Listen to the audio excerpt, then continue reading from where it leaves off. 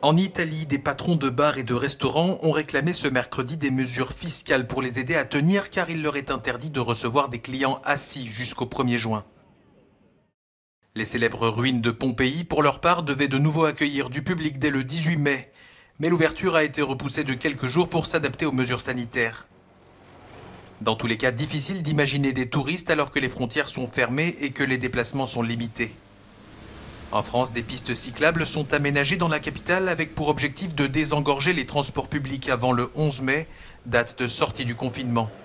Comme pour le métro, le bus ou le tramway, ceux qui se déplaceront en car devront respecter des règles strictes.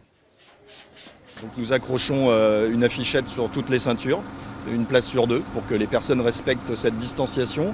Et en plus, nous informons nos voyageurs de tous les gestes barrières et du port du masque obligatoire dans nos véhicules. En Belgique, les magasins rouvriront à partir de lundi selon des règles strictes de distanciation sociale. Les Belges seront autorisés à profiter un peu plus de la vie sociale à partir de dimanche, car ils pourront accueillir jusqu'à 4 amis ou membres de leur famille chez eux.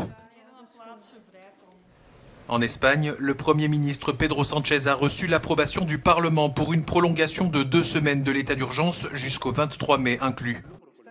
Ce régime d'alerte, qui devait expirer samedi, permet notamment au gouvernement de limiter les déplacements de la population. L'opposition de droite, du Parti populaire, a refusé de voter cette prolongation.